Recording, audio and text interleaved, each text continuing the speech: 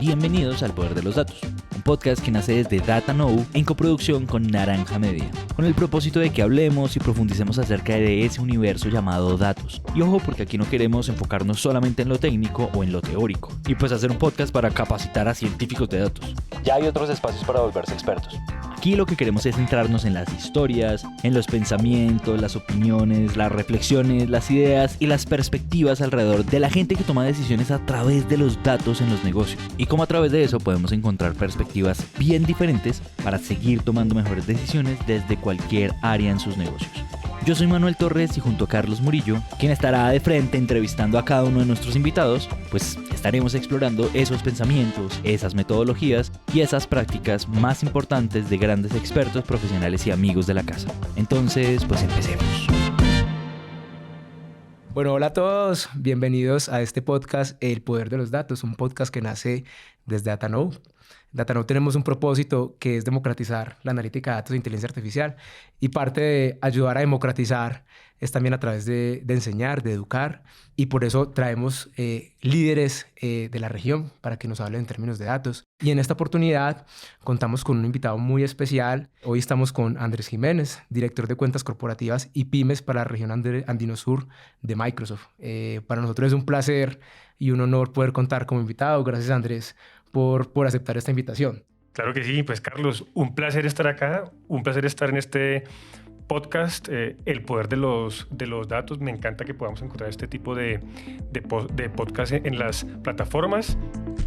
Él es Andrés Jiménez, un caleño con más de 23 años de experiencia en el mundo editorial y de la tecnología. Ingeniero industrial, de ventas y mercadeo, egresado de la Universidad Javeriana de Bogotá. Es especialista de la ICESI en el área de mercado y con un curso de liderazgo y desarrollo de la Universidad de Harvard. Desde hace más de 17 años trabaja en Microsoft, empezando como gerente de cuenta en el sector educativo y ahora como director de la región Andino Sur.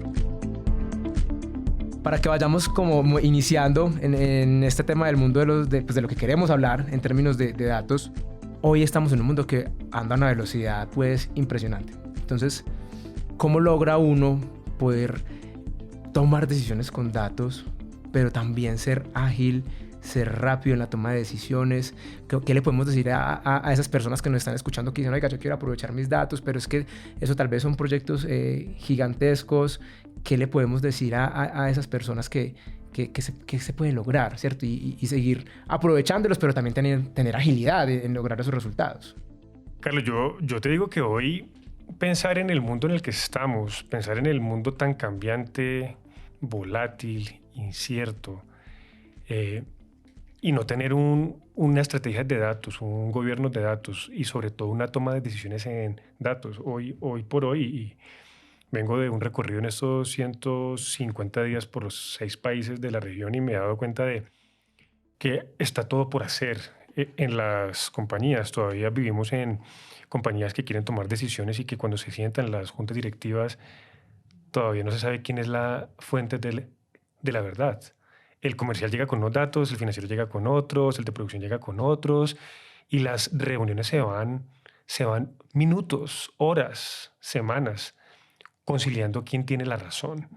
Vimos compañías que en pandemia, muchas pasaron por momentos muy difíciles, muchas quebraron, y vimos otras que salieron fortalecidas. Entonces, si yo soy una compañía hoy, yo tengo que ser supremamente asertiva en las inversiones porque es cuando más tengo que cuidar el capital. Cómo manejo los inventarios, cómo manejo cadenas de suministro, cómo manejo demanda, cómo tomo decisiones, en qué ciudades, en qué regiones, en qué clientes, en cuáles industrias. Y todo eso es datos. En el episodio pasado, alguien nos decía eso, o sea, es que si usted no está teniendo y no está aprovechando sus datos, va a morir. Pues, o sea, es básicamente, pues puede sonar muy trágico, pero es así. Y quería preguntarte, hablando, porque empezaste a mencionar tendencias, ya pues avisoran panoramas de recesión. Cuando hablamos de mundo startups, todas están en una cantidad de despidos impresionantes. Bueno, hay un tema mundial. Me gustaría tu visión en términos de esas tendencias, ¿cierto? De qué ves tú para este año que viene. Pero ¿cómo ves eso en términos de las tendencias, ¿cierto? De qué se viene, qué le podemos decir a las compañías. Oiga, vienen temas de recesión y seguramente se van a cuidar mucho los presupuestos para sacar muchas cosas adelante, pero hay un tema que te estás diciendo, es un imperativo. hoy las compañías están...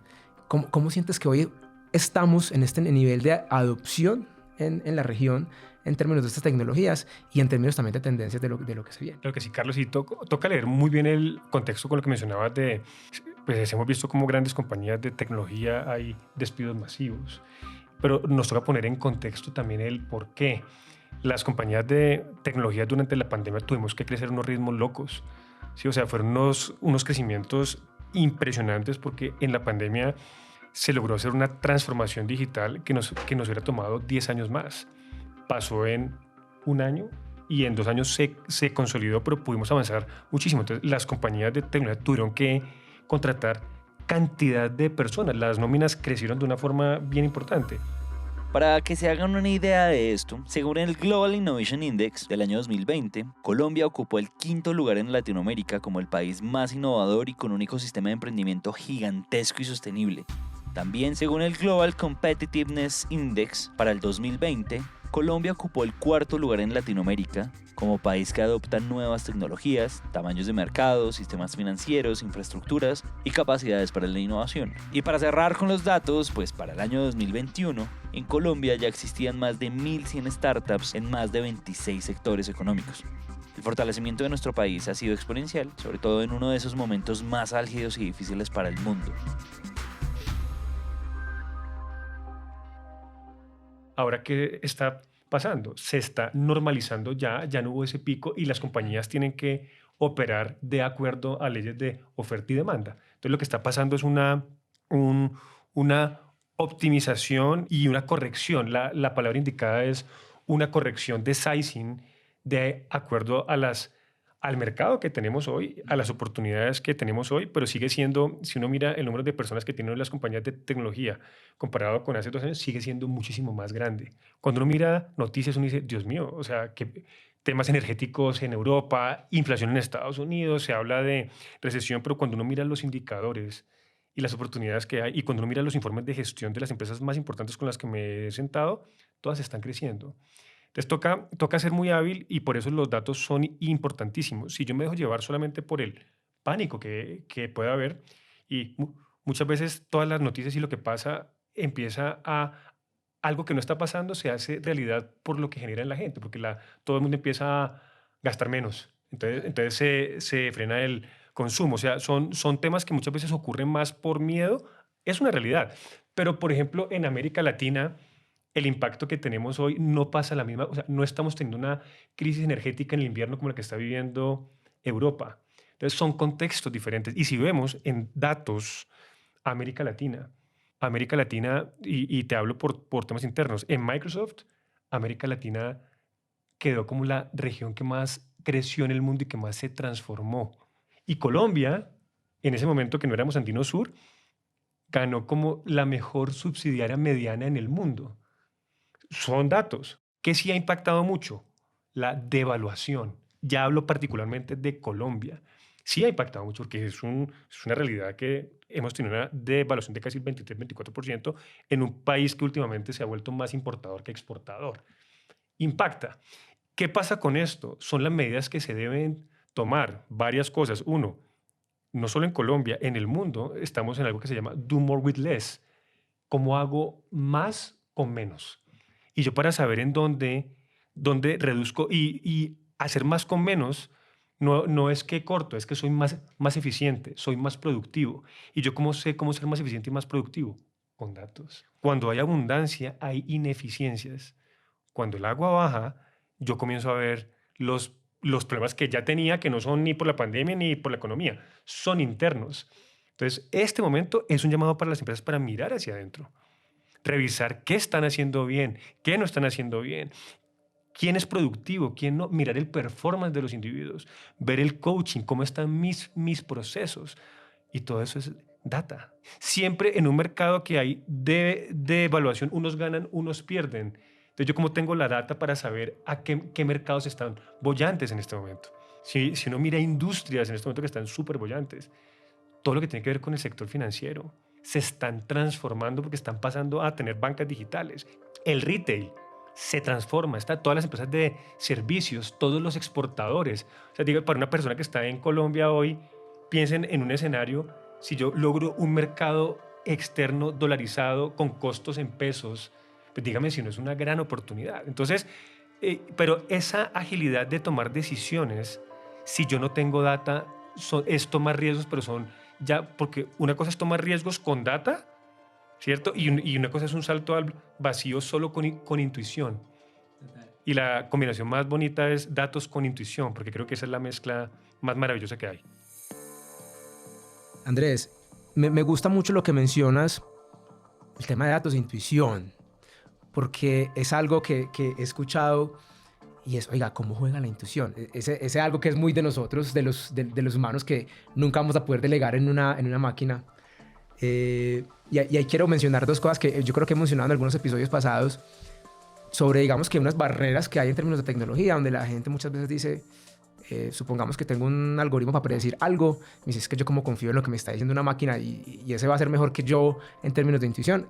La tecnología está llegando para ayudar a desrobotizar los humanos, que muchas veces los humanos parecemos robots haciendo labores operativas, un montón de tratando de manipular información de una manera pues antigua. ¿Cómo lo hacemos distinto? ¿Cómo desrobotizamos el humano? Para que venga, combine usted su intuición con esos datos y tome mejores decisiones. Pero doy ese contexto para hablar de la intuición, ¿cierto? Cómo juega y cómo decirle, es que venga, una cosa no quita la otra, ¿cierto? Entonces, me gustaría como escuchar tu percepción acerca de este punto. Mi perspectiva con la intuición la intuición es algo inherente al ser humano. Todos tenemos intuición. Y todos tenemos nuestro propio algoritmo, nuestro propio machine learning interno, que es basado en la experiencia. Cuando esta persona te dice, cuando esa persona con la que estabas hablando, ese empresario, él toma decisiones no basadas en hard data, pero él está tomando decisiones basadas en su experiencia, que tiene millones de datos de toda la experiencia que él ha vivido. ¿Sí? Y son personas, y los emprendedores, o sea, tienen algo que es lo más valioso, es ya, o sea, se han equivocado, se han quebrado, se han vuelto a parar. Y todos esos ensayo y error son parte de uno cómo va afinando la intuición. Y yo, en algo muy personal para mí, la intuición es cuando yo paso algo por mis vísceras, por mi corazón y por mi mente, y me dice, por ahí es, yo la escucho. Porque es que eso tú lo has ido afinando por todas las experiencias que has tenido en tu vida. Y yéndonos un poco más allá, el cerebro tiene más de 100.000 millones de neuronas, pero aquí en el tubo digestivo hay más de 500 millones de neuronas. Y en el corazón hay más de 45.000 neuronas, y todas son diferentes y todas se hablan. Entonces, cuando uno dice que eso pasa por acá, por las vísceras, es porque se comunican, y cuando se comunica todo esto, es cuando uno toma las mejores decisiones. Pero imagínense ustedes esa intuición que ya tienen, porque es única, porque es basada en tu historia de vida y con lo que has vivido. La intuición de cada persona es única. Si vos eso se lo sumás a una cantidad de datos, porque es que lo que yo puedo hacer con los datos es que me da la información que yo necesito, pero al final quien toma las decisiones son seres humanos y lo hacen basado en la intuición. Entonces, cuando estos empresarios que ya tienen esas experiencias que son riquísimas y son inigualables por nada, y a eso le sumas que tengan información real, tangible, basada en millones de datos de sus clientes o de sus operaciones, pues ahí se arma una mezcla poderosa que aumenta la probabilidad de éxito de una forma dramática. Con esta analogía que hablas, ahorita mencionaste en toda la conversación un poco en términos de gobierno, estrategia y cultura de datos, ¿cierto? Y como lo mencionabas, se vuelve para las organizaciones casi que hoy es un imperativo estar hablando de datos, estar teniendo temas de datos. Y ahí empezamos a hablar de un tema importante que es la cultura de datos, ¿cierto? Y nos hemos encontrado en muchas compañías que a veces más que un reto tecnológico es un reto de cultura y que no le creen, porque listo, y nos encontramos con la típica que mencionaste, datos, indicadores que dependiendo del área donde se miren, están mostrando información distinta, listo, no puede llegar desde la tecnología, unificar eso, que tengamos una única fuente de información, pero también nos encontramos con temas culturales. Entonces nos hemos encontrado con unos retos importantes ahí y nos ha tocado a nosotros incluso entrar en un tema de educación, de enseñarle y demostrarle, y también mostrarle con resultados que el algoritmo para ciertas labores puede ser mejor que uno como humano, ¿cierto? Porque ya se trata de analizar una cantidad de datos que para nosotros como humanos es literalmente imposible analizar. Entonces, bajo ese contexto, en términos culturales, ¿cómo hacemos para ayudarle a las organizaciones, para decirle a las organizaciones cuáles son esos retos, cómo nos enfocamos en las personas, que también lo mencionábamos ahorita, para romper, digamos, que esos mitos, miedos, que la tecnología los va a ir sacando, sino de, venga, esto antes nos va a ayudar? Yo te digo, Carlos, que para mí ese es el tema más importante, es que cultura es igual a personas y las empresas están hechas de seres humanos. O sea, lo que hacen todas las compañías, o sea, todo lo que pasa, la evolución tecnológica, todo lo que sucede es en torno y en función a los seres humanos. Yo te doy un ejemplo. La transformación que ha tenido Microsoft en los últimos 7 años, pues uno lo inició una persona. Y esa persona es Satya Nadella, un ingeniero electricista, informático y administrador de empresas de origen indio. Fue él quien, después de ver los retos de comunicación que estaba teniendo con su familia en la India, por la falta de conectividad e inclusividad de las plataformas, pues impulsó en Microsoft la idea de que la empatía y la innovación tienen que estar conectados a la hora de crear, desarrollar e impulsar nuevos productos y soluciones.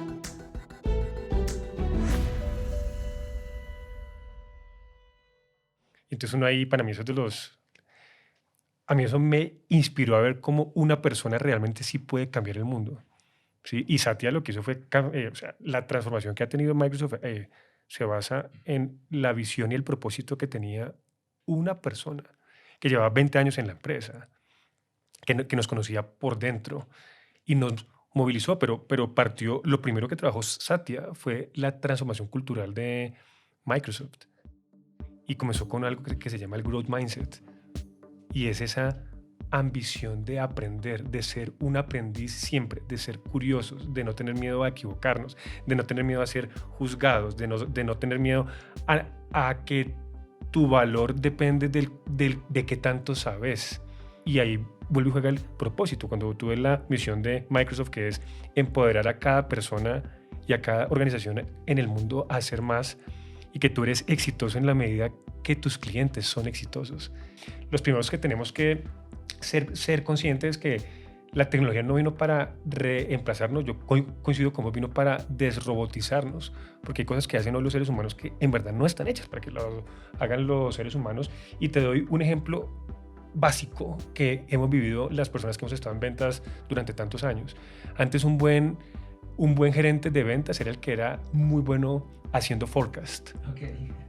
Y eso era un arte, porque eso sí era tu algoritmo de cómo va esta transacción, y tú con base en la persona cómo te contestaba, su lenguaje no verbal, todo, vos decías, uy, esto no va. O sea, tenías un judgment tuyo, tu intuición de decir, esto va, esto no va, y el arte de un buen gerente de ventas era más arte que ciencia. Sí, era más arte que ciencia. Hoy, en Microsoft hace ya 4 años, los gerentes de ventas no hacen forecast. ¿Y dónde está la magia de las personas y de los líderes hoy? En el hacer que mencionabas vos. Y muchas veces nosotros ponemos la energía en el resultado y no en el proceso. Cuando yo me enfoco en la acción y en el proceso, el resultado es importante medirlo para saber si voy bien o no, pero es una señal. Pero los resultados y las ventas son una consecuencia. La magia pasa antes. La magia está en los procesos. ¿Sí? Entonces, a la pregunta que me hacías del tema cultural, es absolutamente claro. Uno, que desde la dirección, desde los presidentes de las compañías, desde los dueños, desde los gerentes, crean. ¿Sí? Porque si el director tiene ese propósito y cree en los datos y en el gobierno de datos, pasa. Si él no cree, no va a suceder. Es muy difícil que suceda. Total. Pasa algo que nos ha pasado y que nos pasó a nosotros particularmente, y venimos todo este último año en un proceso de DataKnow, tener su lago de datos, tener su toma de decisiones basadas en datos. Y hace 2 años, literal, casa de herrero, cuchillo de palo. Entonces hoy dijimos, venga, no, esto no puede ser así. Vamos a tomar decisiones basadas en datos. Entonces ahí estamos trabajando en eso. Entonces ahorita que empezamos la conversación, cuando empezaste a hablar, oiga, pasé de ser Colombia a ser Andino Sur. ¿Cómo Microsoft, cómo tú tomas decisiones basadas en datos? ¿Cómo hacen para ver un monstruo, dejar de ver un país a ver 6 países? Un reto muy grande. ¿Cómo hace Andrés Jiménez en su día a día con este mundo de datos para combinarlo, eso que ya hablamos de la intuición, para analizarlos, para tomar decisiones? ¿Cómo lo hacen en Microsoft? Créeme, Carlos, que de manejar un país, Colombia, a pasar a manejar 6 más un centro digital en Costa Rica, que es nuestro centro de operación digital, pues el cambio fue brutal. A mí cuando me dijeron, Andrés, ¿querés tomar este reto? Y cuando dije sí, estábamos en junio, primeras semanas de junio, y el nuevo año empezaba con los 6 países a las 3 semanas. Entonces tenés que tomar decisiones en 3 semanas. ¿Sí? Tienes que tomar decisiones en cómo vas a parar el equipo con lo que tenés. Total. Y como en todas estas compañías, pues uno no quiere distraer a los equipos. Los cambios se anunciaban en julio primero. O sea, yo tenía 3 semanas para poder salir con lo que teníamos que salir. Y ahí jugó mucho la intuición. Mucho, mucho. Por supuesto, me basé en todo lo que ya tenían, en qué estaban, en qué tenía sentido, en el contexto en el que estábamos. Entonces ahí pude tomar unas decisiones de industria. Dije, no, quiero parar al equipo por industrias, ¿sí? Quiero parar al equipo por áreas de soluciones. Entonces ahí la decisión fue muy basada en el contexto y en el mercado, ¿sí? Y arrancar. Pero ahí lo primero y generalmente, porque no es el primer cambio que tengo, ya llevo como 9 cambios, pero este ha sido el más interesante. Este es el Lego como a fichas que nos ha tocado armar y que me ha tocado armar como líder en la organización. Y siempre lo primero, Carlos, son las personas. Siempre, siempre. Mi primera preocupación fue cómo van a recibir las personas el cambio. Porque vos tenés 2 formas de verlo. Tengo un país y me dan 6. Una primera reacción puede ser, me están dando más trabajo. Otra reacción y otro punto de vista es, tengo la posibilidad de tener mucho más impacto. Total. Entonces, y siempre va a estar en la perspectiva de los individuos. Entonces ahí es cuando toca trabajar en cuál es el propósito común. Entonces, en lo primero que trabajamos fue en el propósito común y también confiar un poco en que esos primeros 30 días iban a ser como tenían que ser. Y uno tiene que dejar que las personas procesen los cambios. Muchas veces queremos anticipar cosas y adelantar cosas cuando uno tiene que dejar que ciertos procesos ocurran. Y lo mínimo que nos merecíamos era que esos 30 días uno pudiera dimensionar en qué me estoy metiendo. Y es una organización de más de 80 personas. Entonces, lo primero fueron las personas. Lo segundo fue comenzar a entender en todo el backstage toda la data que tenía. Pero lo que realmente, Carlos, yo te digo que me complementó fue el poder ir a cada uno de los países. ¿Sí? Poder ir a cada uno de los países, sentarme con los clientes, sentarme con los partners, sentarme con el equipo interno y entender que a pesar de que estamos en América Latina, si en solo Colombia cada región es un mundo diferente, tenemos acentos diferentes, comemos diferente, música diferente. Imagínate el cambio cultural en 6 países. Y lo primero que me di la oportunidad esta vez fue de entender la cultura, cuáles eran los retos, ¿sí? Y fue algo muy, muy bonito porque en este viaje de construir el avión volando, lograr hacerlo y traer los números, porque lo logramos en un contexto que además me de esta licuadora. Microsoft decide internamente cambiar. Y además el mundo cambia. Entonces es el cambio sobre el cambio. Entonces para mí ha sido una de las pruebas de liderazgo más bonita. Y para mí, Carlos, en este momento yo tengo, y uniendo con el Mundial, este fue un primer tiempo que jugué con la alineación con lo mejor que pude. Pero en el camerino ahorita sí tenemos una charla de camerinos donde ya tengo 6 meses de recorrido. Ya sé quién ha corrido mejor, ya sé qué talentos quedan mejor en qué territorios, ya sé qué países, en qué estado de madurez está cada país y qué necesita, cuál es el ecosistema de partners que necesitamos, quiénes están, la oportunidad al ser 6 países para que nuestros partners se expandan y tengan una expansión geográfica también es una realidad. Entonces yo te diría que este primer tiempo fue de muchísimo aprendizaje. La data fue clave. Nosotros en nuestro centro de operaciones en Costa Rica, en nuestro centro digital, tenemos un algoritmo que toma todas las señales digitales, todas, de todo lo que pasa con nuestros clientes y hay algo que llamamos el Daily Recommender y cuando el account executive llega y prende su computador, el algoritmo le dice, llame urgente a este cliente porque te necesita. O sea, es una señal de call now. O sea, call now. Hay otros que son los ABMs, que son los account-based marketing, que tienen una puntuación que dice, mire, este cliente ya fue al evento, este cliente ya bajó un paper, bajó un trial. Te dice, él te necesita, guíalo. Pero cuando nuestra persona de Costa Rica llama entendiendo lo que el cliente necesita.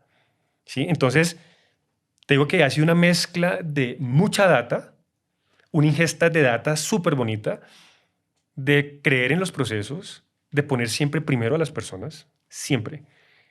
Y creo que ya tenemos 6 meses recorridos y estoy seguro que como vamos a parar al equipo en el segundo semestre va a ser con cierto fine tune porque muchas cosas han funcionado. O sea, la intuición funcionó.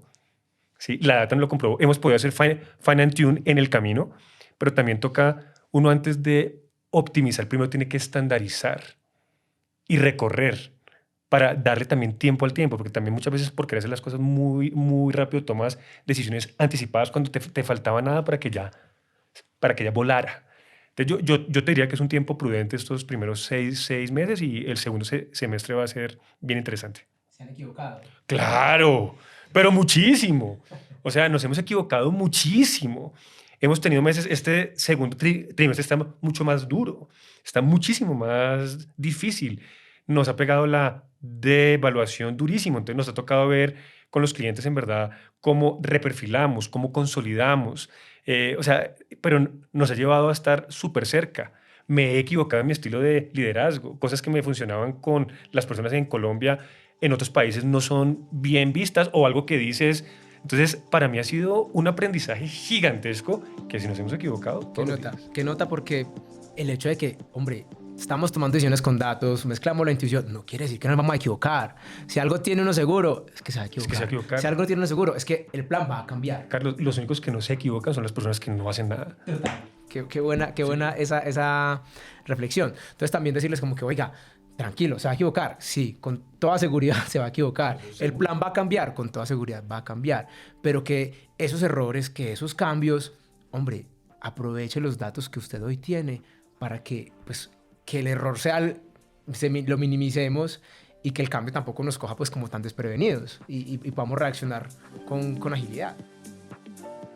Y ahí, Carlos, es bien importante porque hace unos años uno hacía planeaciones estratégicas de 3, de 5 años, y yo te diría opinión personal, perspectivas. Uno hoy, para mí es más importante tener un propósito muy bien definido, porque tener planes a 5 años en un mundo tan cambiante es muy difícil. Bonita es tener la data y la analítica para poder hacer fine and tune. Y también tener claro que nada de lo que digas está escrito con piedra. Puedes hacer cambio todos los días. Todos los días son fine and tune, fine and tune. Todo el tiempo estás viendo el modelo y para mí los errores son sencillamente señales que te dicen ajuste. Esta conversación está muy buena, pero para que vayamos a ir cerrando, ahorita hablaste bueno, del modelo de liderazgo, de gestión, me gustaría preguntarte de eso de Andrés, de sus creencias, de su visión frente a cómo, de la ética, frente a cómo trabajar con el equipo, con temas de liderazgo, ¿cierto? Desde la perspectiva de Andrés, en cómo deben enfocarse estos líderes que hoy están naciendo también unos nuevos líderes, porque también tenemos nuevos equipos, nuevas personas, nuevas generaciones con las que tenemos que trabajar. ¿Cuáles son esas creencias, esa ética en términos de liderazgo con los equipos de Andrés? Sí, para mí hoy, Carlos, es fundamental tener un liderazgo con propósito. Creo que hoy lo que nos mueve a muchas personas, y creo que siempre ha estado, pero hasta hoy vamos descubriendo que el ser humano viene en una evolución constante. El ser humano viene en un péndulo de ser supremamente primitivo a querer ser perfecto, y nos damos cuenta que la perfección no existe, que sencillamente estamos en un proceso donde todos los días podemos ser mejores. Me ha encantado de estas nuevas generaciones. Ya tengo una hija de 16 y una de 13, y de estas nuevas generaciones me encantan la forma en que ven el mundo mucho más diverso y mucho más inclusivo. Y hoy hay muchas perspectivas, porque es que hay tantas perspectivas como seres humanos en el mundo. Entonces, para mí, como líder, de los temas que he tenido que desaprender, estudié en colegios de solo hombres, ¿sí? Fui criado con ciertas creencias que eran las de la época, y me he dado cuenta que me dieron lo mejor que me podían dar mis padres, pero es con la información que ellos tenían. Hoy hay mucha más información. Entonces, es uno poder... O sea, el respeto a la diversidad el respeto a las opiniones. Sí soy un fiel creyente de la ética y de los valores. Y creo mucho en que todos los seres humanos tenemos grandeza. Yo creo que todos los seres humanos nacemos con dones. Yo creo que todos los seres humanos venimos a cambiar el mundo desde nuestra perspectiva. Creo mucho en la disciplina, creo mucho en los hábitos y no creo en un éxito de la noche a la mañana. Creo en un éxito que es basado en la mejora continua, persistente y constante. Creo mucho en la lectura y en el conocimiento. Uno no puede dar lo que no tiene, entonces en la medida que que adquieres e incorporas más información, tienes más para dar. Entonces creo que cada ser humano tiene mucho para trabajar, ¿sí? Y en la medida que uno se trabaje más, puede dar más, ¿sí? Y que la forma de aprender es interactuando, ensayando, y siempre es la acción la que predomina. La acción, hacer. Total. Un libro que nos recomiendes ya que nos hablas de leer. Tengo varios libros buenos. El que me acabo de terminar se llama Hábitos Atómicos. Muy bueno, muy bueno. Habla de los procesos y de cómo las mejoras incrementales, persistentes y consistentes son las que en el tiempo pasan. Otro libro que me encanta en temas de liderazgo, El líder sin cargo, ¿sí? Y ya para temas más del alma, en las diferentes dimensiones, hay uno que se llama,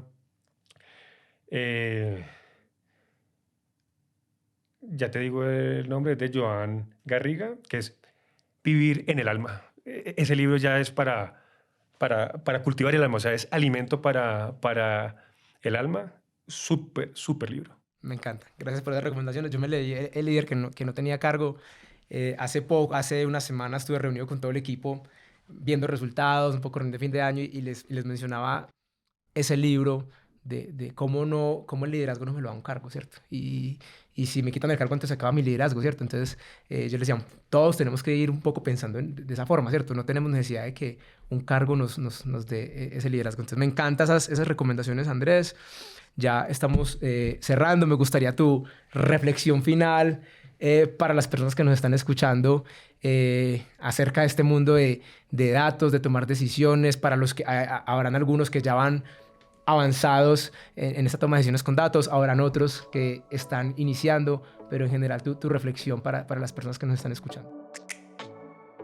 Yo creo que este es un contexto único para las generaciones que hemos vivido.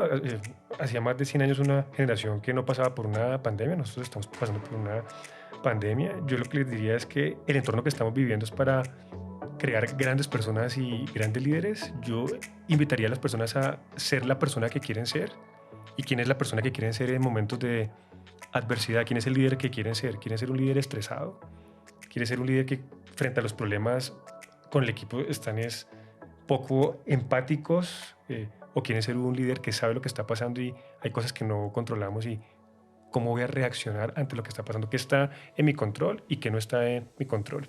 Para poder hacer más con menos tengo que tener datos. Para poder saber cómo está mi equipo, cómo está su bienestar. Hoy está toda la telemetría para saber hasta qué horas están trabajando, qué están haciendo, están en multitasking, no están en multitasking, están las encuestas. O sea, es el momento de tomar el pulso. Toca cuidar mucho a la gente, cuidarnos. Bienestar emocional, espiritual es cuando más deporte toca hacer, es cuando mejor toca comer, ¿sí? Entonces yo les diría, es un momento único para reinventarnos, reimaginarnos, para pensar en grande y para tomar riesgos. Súper, Andrés. Muchas gracias pues como por ese mensaje, por tu valioso tiempo, que sabemos que tienes una agenda bien apretada. Nada, agradecer a todas las personas que se quedaron hasta el final escuchando esta interesantísima conversación. Quisiera seguir con él al menos otra hora más, pero el tiempo apremia. Nuevamente agradecerle a Andrés por este espacio, por contarnos un poco de su historia, de estos retos, de estas tendencias. Para todas las personas que nos están escuchando, nos pueden seguir en datano.io, en nuestra página web, en redes sociales como LinkedIn. Y nada, nos veremos en un próximo episodio con el poder de los datos. Muchas gracias, Andrés. Gracias, Carlos. Chao para todos.